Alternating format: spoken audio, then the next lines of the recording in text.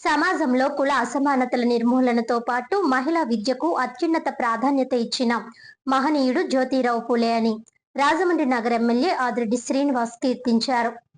మహిళలకు విద్య అందినప్పుడే నిజమైన సాధికారత సాధ్యమవుతుందని, మహిళా విద్యకు తొలి జ్యోతి వెలిగించిన మహనీయుడు మహాత్మా జ్యోతిరావు పూలే అని రాజమహేంద్రవరం సిటీ ఎమ్మెల్యే ఆదిరెడ్డి శ్రీనివాస్ అన్నారు.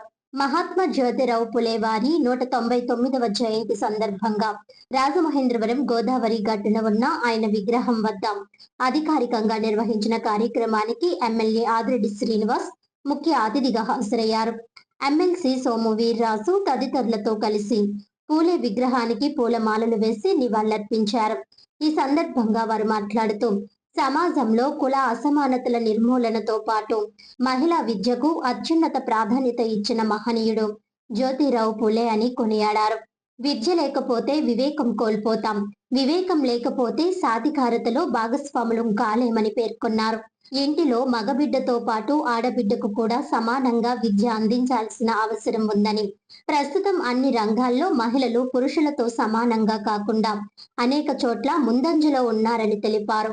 10వ తరగతి ఫలితాలు, ఐటీ రంగం, పరిపాలనా వ్యవస్థ వంటి అనేక రంగాల్లో మహిళల ప్రతిభ స్పష్టంగా కనిపిస్తోందని అన్నారు. ఈ కార్యక్రమంలో కూటమి నాయకులు, కార్యకర్తలు, వివిధ శాఖల అధికారులు తదితరులు పాల్గొన్నారు.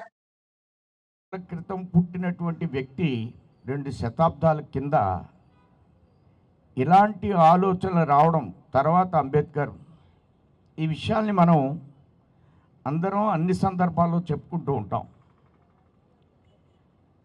మీరు ఆలోచిస్తే మన దేశ ప్రధాని ఒక నిమ్న వర్గానికి చెందినటువంటి వ్యక్తి. అతను ఎవరంటే ఒక గానుగు నుంచి నూనె తీసుకుని అమ్మేటువంటి వ్యక్తి మోడీ గారు. ఆయన్ని ఈవేళ పూలే ఆదర్శంగా వారిని ప్రధానమంత్రి చేశాం. త్యాగం అన్నారు. ఇప్పుడు మాట్లాడుతూ తిలక్ గారు, రాజకీయాల్లో ఉన్నవాళ్ళు త్యాగం అంటే ఏంటంటే వాళ్ళ అమ్మకు కూడా భోజనం పెట్టిన వాడని చాలామంది అంటారు. అమ్మకు భోజనం పెడితే అంబేద్కర్ అందరి డబ్బులు మా డబ్బులతో మీరు వెళ్తున్నారంటే ఆయన దేశ ప్రజల డబ్బు ఖర్చు అవుద్దని మోడీ గారు వాళ్ళ అమ్మకు కూడా దూరంగా పెట్టి భార్యను పంపించేసి త్యాగం చేసినటువంటి వ్యక్తి మోడీ గారు. అంటే ఇప్పుడు పూలే గురించి చెప్తుంటే ఆయన జీవితం నాకు గుర్తొచ్చింది.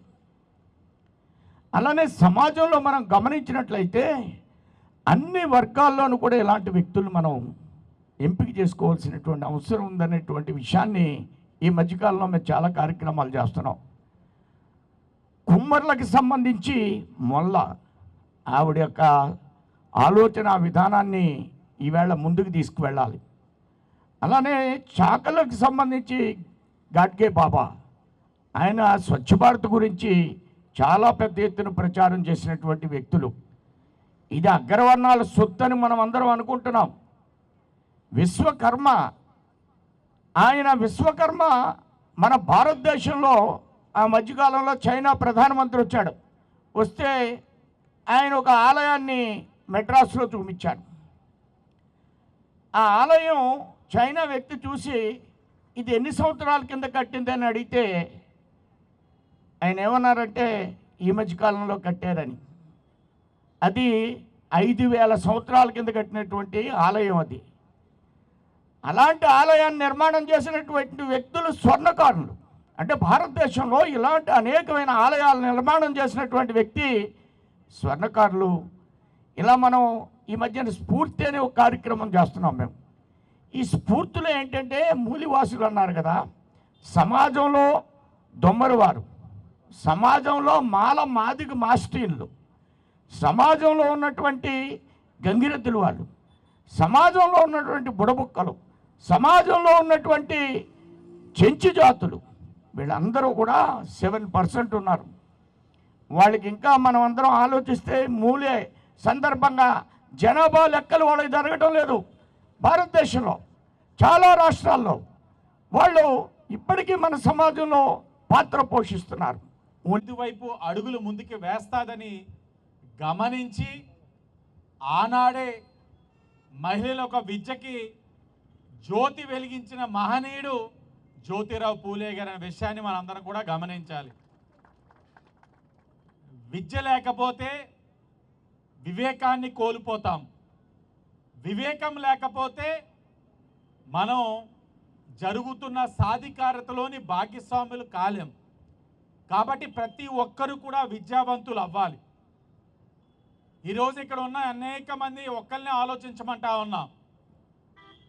ఈరోజు పూలే గారిని కానీ అంబేద్కర్ గారిని కానీ మనం స్మరించుకున్నప్పుడు సమాజంలో ఉన్న కుల అసమానతలను తొలగించడంతో పాటు వారు విద్యకి ఇచ్చిన ప్రాధాన్యత గురించి మేము పదే పదే చెప్తా ఉన్నప్పుడు మీరు ఒక్కటే ఆలోచించండి.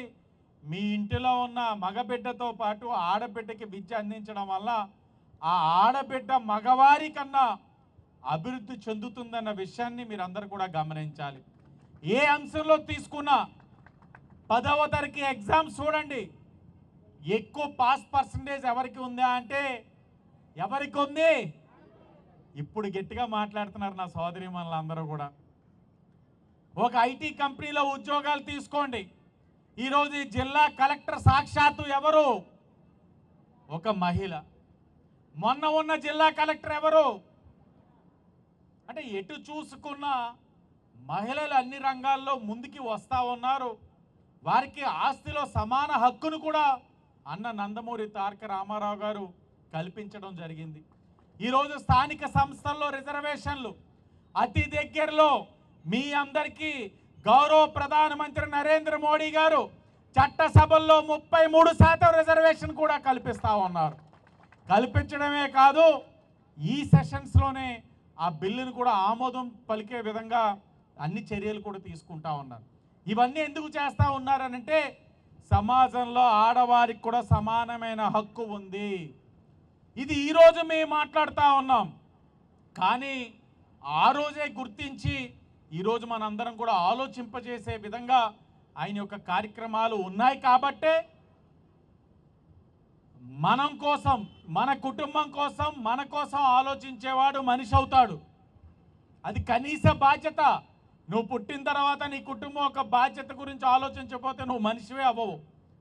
కానీ సమాజం కోసం, సమాజ హితం కోసం ఆలోచించేవాడు మహనీయుడు అవుతాడు, గొప్ప నాయకుడు అవుతారు. అదే పూలే గారు. కాబట్టే 199వ జయంతి కార్యక్రమంలో కూడా ఆయన్ని స్మరించుకుంటా ఉన్నాం, కొలుస్తూ ఉన్నాం, ఆయన చేసిన గొప్ప విషయాలు మాట్లాడుకుంటా ఉన్నాం. ఇవన్నీ మీరు అవగాహన చేసుకోవాలన్నది మా తాలూకు ఆలోచన. అవన్నీ కూడా మీరు ఆలోచిస్తారని చెప్పి నమ్ముతూ ఈ కార్యక్రమాన్ని అధికారికంగా ప్రభుత్వం నిర్వహించినందుకు గౌరవ ముఖ్యమంత్రి చంద్రబాబు నాయుడు గారికి, ఉప ముఖ్యమంత్రి పవన్ కళ్యాణ్ గారికి మనస్ఫూర్తిగా అభినందనలు తెలియజేస్తూ ఈ యొక్క కూటమి బడుగు బలహీన వర్గాల యొక్క అభ్యున్నతి కోసం కృషి చేస్తూ ఉంది. ప్రధానమంత్రి నరేంద్ర మోడీ గారు ఏం చేస్తున్నారు ఇందాకే పెద్దలు సోమవీర్రాజు గారు కూడా తెలియజేశారు.